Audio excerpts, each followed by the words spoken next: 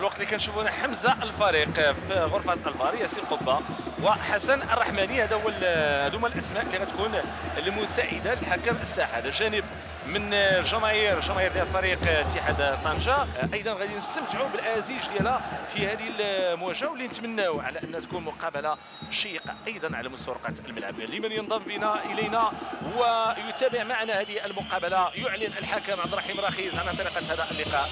كره لصالح فريق اتحاد طنجه، هذا معين شعباني، هذا اطار تونسي، مدرب يقود فريق النهضه البركانيه.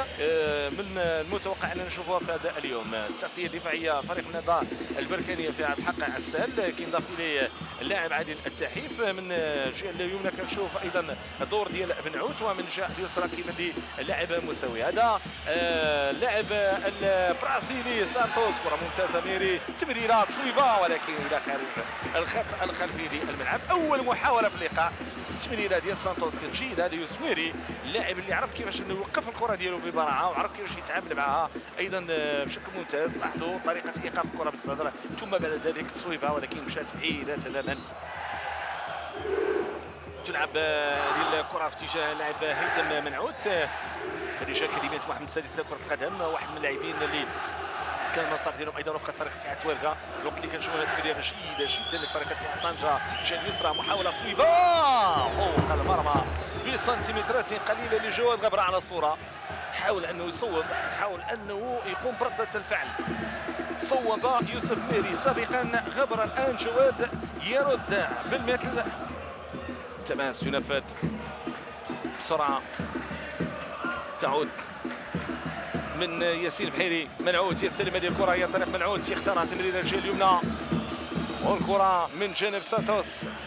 محاوله تمرير داخل منطقه الجزاء راسيه، كره ممتازه والحارس في المكان المناسب يتمكن من ايقاف هذه الكره، يتمكن من ايقاف هذه العمليه الهجوميه. لعبت بهذه الكيفيه راسيه، جاءت من جانب بول فالري، جات مقدار مأنية. تمريره من الجهه اليسرى، محاوله تمريره داخل منطقه الجزاء، فرصه تدخل ديال الدفاع في الوقت اللي يصاب الحارس منير محمدي.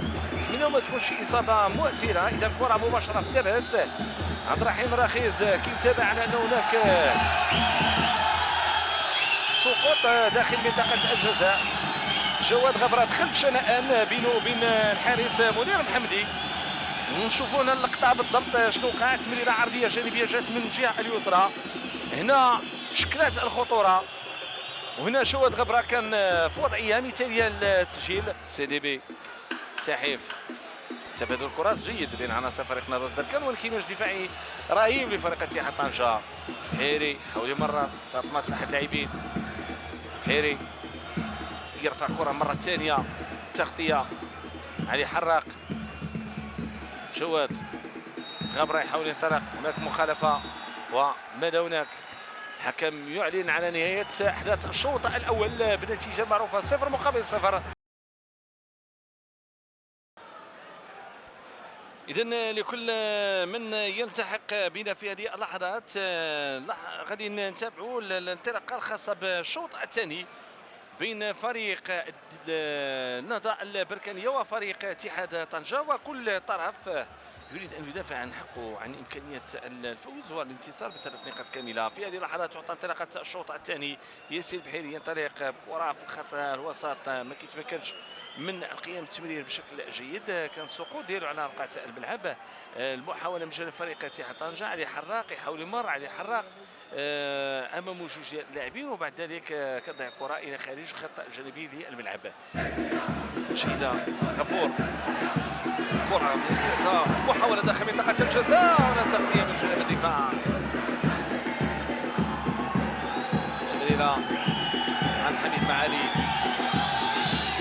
اخراج الكره يبقى من جانب عبد الحق عسال لخيري، خيري لمنعوت، يستلم كورته منعوت، يبحث عن التمرير، يختار كره اماميه صوبه بول فالري، يرجعها لمن؟ لخيري. تمريره عرضيه جانبيه صوبه يوسف الميري داخل منطقه الجزاء، تمريره عرضيه بحث عن منعوت، تصويبه ممتازه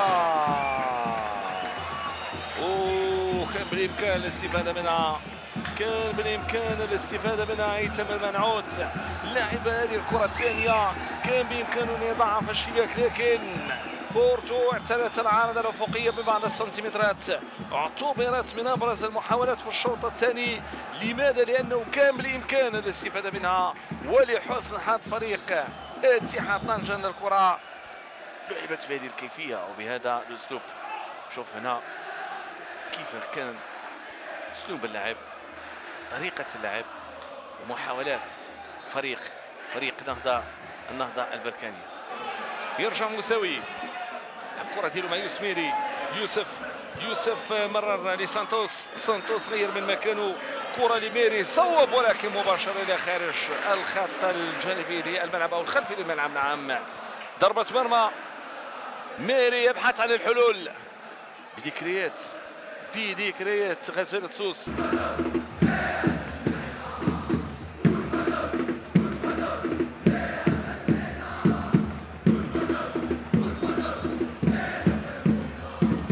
محاولة ممتازة من سانتوس، تمرير داخل منطقة الجزاء، تقدير الدفاع، ترجع مرة ثانية لفريق النهضة البركانية داخل منطقة الجزاء.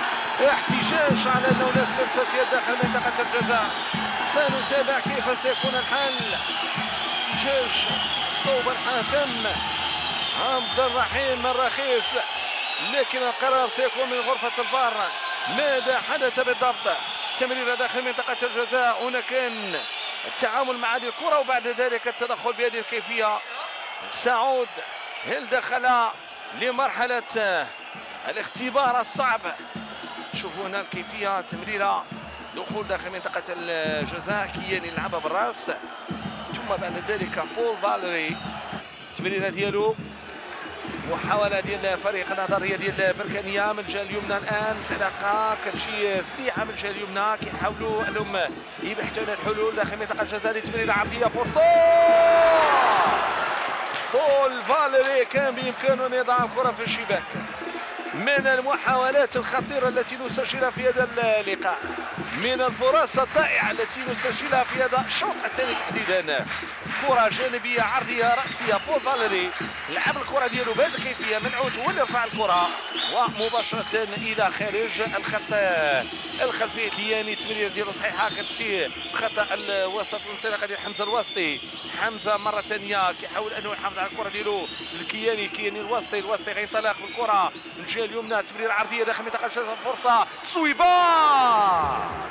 صويبة طنجاوية، محاولة داخل منطقة الجزاء.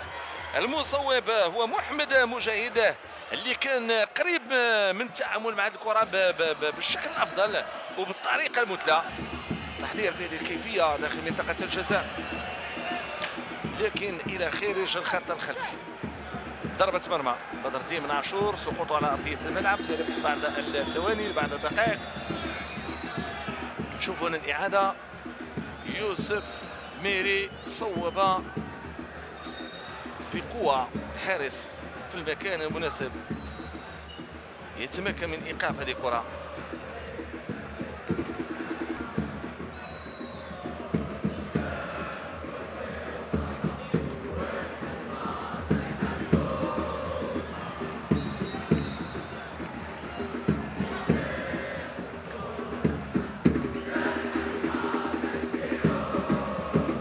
أصغر حراس في الدوري الاحترافي ينوي، والذي تحولت إليه الأنظار في المباريات السابقة. وتشوف هنا عبد الرحيم الرخيص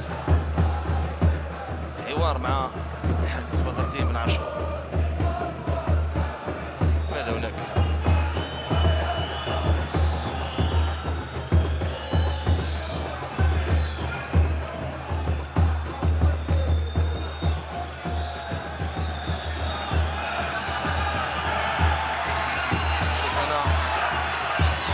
بطاقة حمراء ويغادر رقعة الملعب.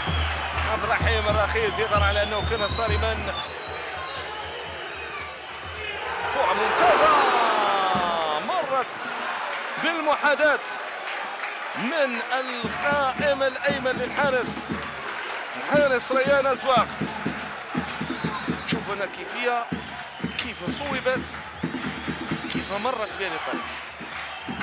شوف هنا طريقه التعامل مع الكرات عن بعد. سير نحو الدقيقه العاشره، كرة ممتازة يوسف ميري داخل منطقة الجزاء، لم تغادر كرة لا تزال مستمرة بركانية في محاولة تعود من جانب فريق اتحاد طنجة. مرابط يلعب كرة، محاولة من جانب فريق النهضة عن طريق عماد، كرة في داخل منطقة الجزاء، إمكانية التصويب، يغيب التصويب ويحضر التأثير، وكرة تعود عن منير محمدي. هذه اللمسة الأخيرة، كرة داخل منطقة الجزاء رأسية، تحضير بهذه الكيفية، دخول، محاولة، تصويبة، لقطة كامل بإمكان أن تكون في شباك فريق اتحاد طنجة. أسامة المليوي من صوب، وبهذه الكرة اعتلت العارضة الأفقية. لقاء دخل في أنفاسه الأخيرة. هنا الحوار بين الحكم وبين الحكم الرابع وايضا المدرب رجال الطير. ربما يتساءل على التوقيت بالضبط، كم اضاف الحكم، كم كان التوقف، كيف كان الامر. هنا زواغ يستعد لتنفيذ هذه الكره، والحكم يوجه له بطاقه صفراء. حملت احداثا عديده، وفي هذه اللحظات يعلن الحكم على نهايه هذه المواجهه بالنتيجه المعروفه 0-0.